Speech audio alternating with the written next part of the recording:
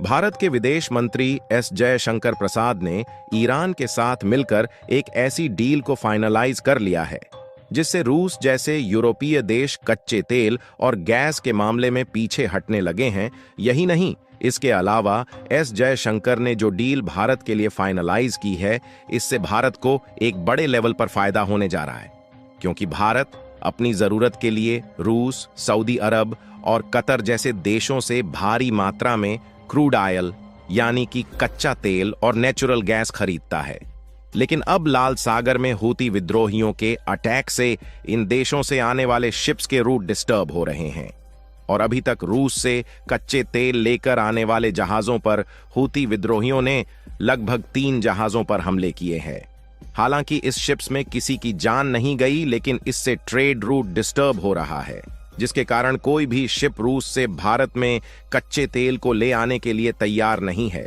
लेकिन अब भारत के विदेश मंत्री एस जयशंकर ने इसका निचोड़ निकाल लिया है और जो कच्चा तेल हम रूस, कतर और सऊदी अरब जैसे देशों से इंपोर्ट कर रहे थे, अब इस कच्चे तेल को ईरान से इंपोर्ट किया जाएगा।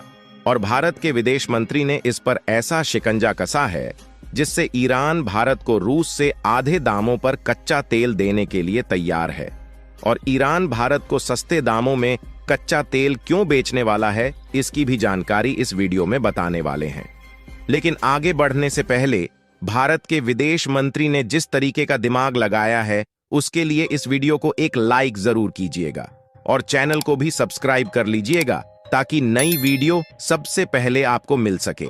देखिए, लगभग 1 महीने पहले से ही हूती विद्रोही लाल सागर से गुजरने वाले सभी शिप्स पर हमला कर रहे हैं और इसके लिए भारत का ट्रेड रूट डिस्टर्ब हो चुका है, जिसके कारण रूस से भारत में इंपोर्ट होने वाले कच्चे तेल में दिक्कतों का सामना करना पड़ रहा है। और अभी कुछ दिनों पहले 15 जनवरी को भारत के विदेश मंत्री एस जयशंकर प्रसाद ईरान के दौरे पर गए हुए थे और वहां पर ईरान के मुख्य सचिव से मिलते हैं और कुछ बातें करते हैं। और उसके दूसरे दिन जैसे ही एस जयशंकर ईरान से वापस लौटते हैं, ईरान के द्वारा पाकिस्तान पर मिसाइल का अटैक कर दिया जाता है। क्योंकि पाकिस्तान भारत का एक प्रकार से विरोधी देश है, तो इसमें भारत भी ईरान का साथ देने वाला है और अब पाकिस्तान और ईरान का युद्ध और भी ज्यादा भीषण होता जा रहा है, जिससे ईरान को इस समय ज्यादा मात्रा में पैसे की रिक्वायरमेंट है। अब क्योंकि ईरान की इकोनॉमी कच्चे तेल के एक्सपोर्ट के बलबूते टिकी हुई है, इसीलिए अब ईरान ज्यादा मात्रा में कच्चा तेल बेचना चाहता है। लेकिन दिक्कत इस बात की है कि ज्यादा मात्रा में ईरान से तेल खरीदने के लिए कोई भी देश तैयार नहीं है और इसीलिए ईरान की मजबूरी का फायदा भारत को होने वाला है। क्योंकि एक तरफ जहां रूस से क्रूड ऑयल यानी कि कच्चे तेल इंपोर्ट करने में दिक्कत आ रही है, वहीं दूसरी तरफ ईरान भारत को सस्ते दामों में कच्चा तेल ऑफर कर रहा है, क्योंकि ईरान को इस समय पैसे की काफी ज्यादा जरूरत है। यानी कि कुल मिलाकर देखा जाए तो इसमें सबसे ज्यादा फायदा भारत को होने वाला है। लेकिन अगर भारत के विदेश मंत्री एस जयशंकर ना होते तो यह सब होना नामुमकिन था, क्योंकि भारत के कहने पर ही पाकिस्तान और ईरान के बीच युद्ध होने लगा और उसका फायदा भी पूरी तरह से भारत को होने वाला है। बिजनेस स्टैंडर्ड की एक रिपोर्ट के मुताबिक भारत ईरान से भारी मात्रा में क्रूड ऑयल और नेचुरल गैस इंपोर्ट करने वाला है और इसके लिए कारण यह बताया जा रहा है कि लाल सागर में हूती विद्रोहियों के अटैक से ट्रेड रूट डिस्टर्ब हो रहा है, जिसके कारण हम रूस के बजाय ईरान से क्रूड ऑयल खरीदने वाले हैं। क्योंकि अगर देखा जाए तो भारत और रूस के ट्रेड रिलेशंस पहले से भी काफी अच्छे रहे हैं, जिसके कारण रूस से कच्चा तेल खरीदने के लिए हम रूस को डायरेक्टली मना नहीं कर सकते। यदि हम रूस से क्रूड ऑयल खरीदने के लिए डायरेक्टली मना करते हैं तो इससे भारत और रूस के ट्रेड रिलेशंस खराब हो सकते हैं और इससे भारत को भी भारी मात्रा में नुकसान हो सकता है। क्योंकि इस समय देखा जाए तो भारत की बड़ी बड़ी दिग्गज कंपनियां रूस में एस्टेब्लिश है, जिसमें L&T जैसी कंपनी शामिल है। पिछले साल का डेटा को देखा जाए तो एक साल में भारत ने रूस से $3.6 बिलियन के कच्चे तेल को इंपोर्ट किया है।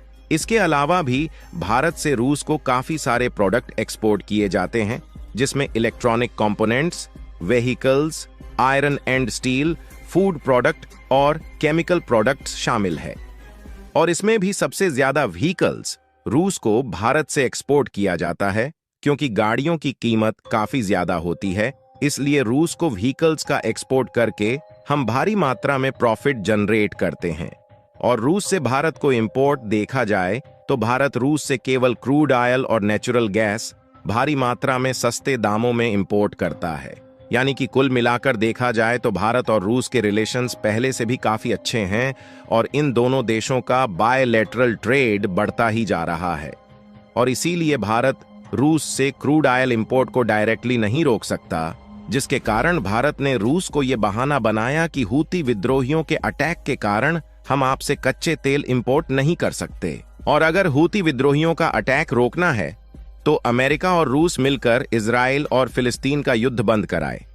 और जब तक हूती विद्रोही मर्चेंट शिप को टारगेट करते रहेंगे तब तक हम रूस से कच्चे तेल इंपोर्ट नहीं कर पाएंगे। यानी कि एक हिसाब से देखा जाए तो भारत के विदेश मंत्री ने गजब का दिमाग लगाया है और इस समय भारत रूस के बजाय ईरान से भारी मात्रा में क्रूड ऑयल और नेचुरल गैस खरीदने वाला है। जिसके लिए कमाल की बात यह है कि ईरान और पाकिस्तान के बीच युद्ध होने के कारण ईरान सस्ते दामों में भारत को कच्चा तेल देने के लिए तैयार है। और दूसरी सबसे बड़ी बात यह है कि ईरान और भारत के बीच की दूरी कम होने के कारण ट्रांसपोर्टेशन कॉस्ट भी कम लगने वाली है। और इस समय भारत को जो मौका ईरान में मिल रहा है, भारत इसे बिल्कुल भी छोड़ने वाला नहीं है। यानी कि जिस तरह हमने रूस और यूक्रेन के युद्ध का फायदा उठाकर रूस से भारी मात्रा में सस्ते दामों में कच्चे तेल को इंपोर्ट कराया था, उसी तरह अब भारत ईरान की मजबूरी का फायदा उठाकर सस्ते दामों में भारी मात्रा में तेल को खरीदने वाला है। आपको बता दें कि भारत में दुनिया की सबसे बड़ी ऑयल रिफाइनरी मौजूद है, जिसके कारण हम दूसरे देशों से कच्चे तेल को इंपोर्ट करके अन्य देशों को डीजल और पेट्रोल एक्सपोर्ट करते हैं, जिससे भारत को एक बड़ी मात्रा में प्रॉफिट होता है। इसके अलावा भारत की कुछ कंपनियां ऐसी हैं जो कतर और सऊदी अरब जैसे देशों में अपनी ऑयल रिफाइनरी को सेटअप किए हुए हैं, जहां से भारत की इकोनॉमी में एक लार्ज अमाउंट प्रॉफिट ऐड होता है। हालांकि यह पहली बार नहीं हो रहा है कि भारत ईरान से क्रूड ऑयल खरीद रहा है, बल्कि इससे पहले भी भारत ने ईरान से क्रूड ऑयल को परचेज किया है। लेकिन जिस तरह से ईरान सस्ते दामों में भारत को क्रूड ऑयल ऑफर कर रहा है, इतने सस्ते दामों में आज से पहले भारत ने किसी भी देश से कच्चा तेल नहीं खरीदा। फिलहाल भारत और ईरान के बायलैटरल ट्रेड को देखा जाए तो फाइनेंशियल ईयर 2023 के मुताबिक $2.3 बिलियन के आसपास था, जबकि इस साल यानी कि 2024 में यह पहले से कई गुना ज्यादा बढ़ने वाला है। बाकी आपको क्या लगता है कि भारत जिस तरह से रूस के बजाय ईरान से भारी मात्रा में कच्चे तेल को खरीदने वाला है, उससे रूस शांत बैठने वाला है या नहीं? अपनी राय कमेंट में जरूर बताएं और भारत के इस शानदार कदम के लिए वीडियो को एक लाइक भी कर दीजिएगा और अपने मित्रों तक शेयर करें ताकि उन्हें भी जानकारी मिल सके। इसी तरह और भी नॉलेजेबल वीडियो के लिए चैनल को सब्सक्राइब जरूर करें। जय श्री राम।